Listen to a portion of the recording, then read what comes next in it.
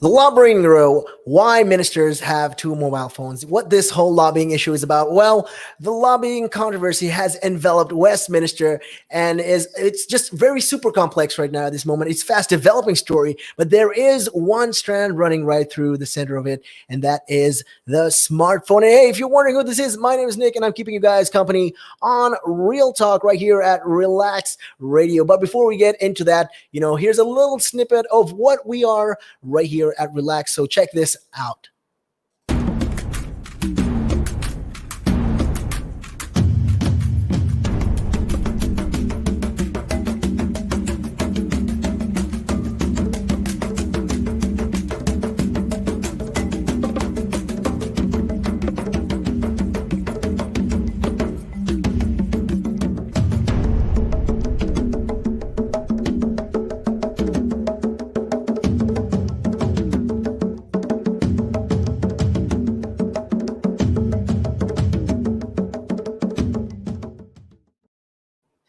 That's right. This is Relax Radio. That is what it is. And if you guys want to check us out, you can always check us out on our social media. We go on Facebook, we go on Instagram, we go on YouTube, and all of those social media platforms. And also, don't forget, you can download the app right here on our Apple App Store or the Google Play Store. We go as Relax Radio, and you can check us out on our website. We got a lot of amazing stuff right there. It is www.relaxradio.net. And hey, if you guys are feeling a little chatty and you want to talk to me, hey, and if you have something to say, you can always hit me up on those numbers. It is 07852-473-473. You can always hit me up with your chats, your thoughts on the matter. And the matter at hand, though, is why these ministers are having two mobile phones. So, like I said, all this controversy of the Westminster issue is super complex. It's really fast developing, but there is, like I said, one strand running right through the center of it, and that is smartphone. Well, WhatsApp and text messages have replaced, all of this face-to-face meetings, letters as the favorite method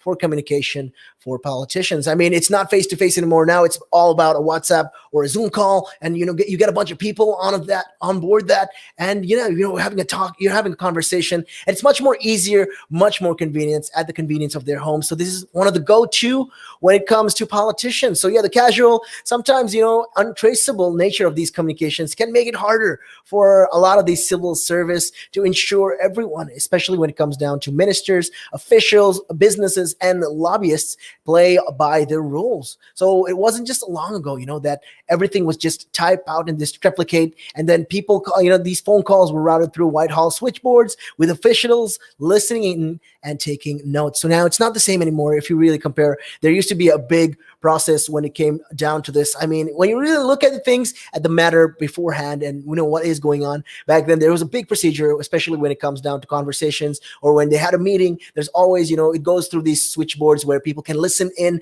and know what you're doing, and they can always, type down for political reasons. And but right now, though, what with the thing going on right now where you can use WhatsApp and with its end-to-end encryption issue, like that's all making privacy 100% more. It's difficult to get into these conversations. So Tony Blair, he didn't get this mobile phone until he left Downing Street in 2007. And now politicians, like the rest of us, they can't live without their phones. I mean, that was just a crazy time. When you check time 13 years ago, it was way more different. 13, 15 years ago, it was way more different than it was right now. We're dependent on the technology. When it comes to technology, we are a society that is very, very dependent on technology. So that's just, the whole buzz of it all. And it's just crazy, what is going on. So following these series of revelations about ministers' use of texts and messaging apps, Labour has warned that the UK is heading towards government by WhatsApp. And what is that? I mean, what that is, I mean, hey, is that right? Well, it's a catchy slogan. I mean, thinking about it, government by WhatsApp, but it's a bit dated.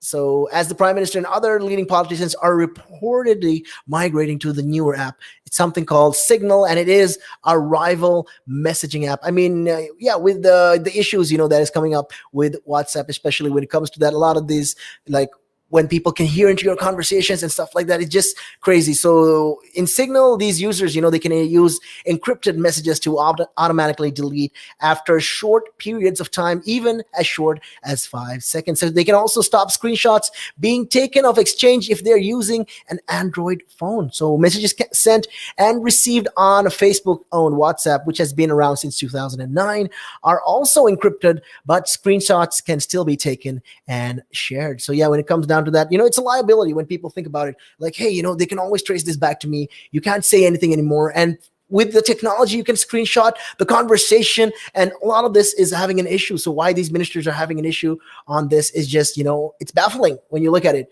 So these ministers are issued with like they work mobile phones. So when they get a job in the government, they're issued a phone, they're given a phone. And until a few years ago, they were given Blackberries. So in case you guys don't remember, Blackberries are these super high-tech phone, military grade phone, where, a lot of these people, when it comes down to privacy and all of that functions, it had a lot of functionality on it. But now the iPhone seems to be the more favored brand. So the idea is, to ensure that these professionals and personal calls, texts, emails are kept separate from their personal communication. So yeah, it was just crazy. And it just goes to show, a government source actually said that ministers have informal conversations from time to time. Occasionally they have this, where they talk with each other and they trying to catch up and stuff like that, whether that's in person or through digital communication or remotely, or if they find themselves discussing official business, then significant content from such discussions should be passed back to officials. So in an official guidance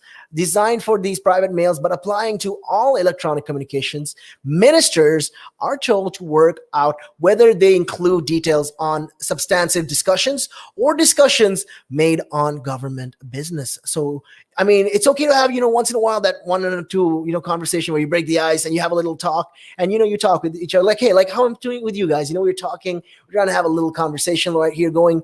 It's the same thing like that. But then when it gets to business, when it comes to like political issues, political matters that are supposed to be known by other officials, and when you casually offhandedly talk about this is where we need to draw the line. That's what they're saying. So they should forward them all of these messages, especially when it comes down to this, to civil servants. So yeah, this ministerial code, so laying out the general rules of behavior, say that a private secretary or another official should be present for all discussions relating to government, ensure transparency. So in case, there's always going to be open list, there's going to be a transparency, like it's visible. You know what they're doing, what they're saying, they're being open about the things that the matter at hand. So if that's impossible, such, when ministers chat to business leaders at these social events, they have to report back to these civil servants as soon as possible. So whatever they say, we might think, a casual conversation between the president of the United States and the minister, like our prime minister, Boris Johnson,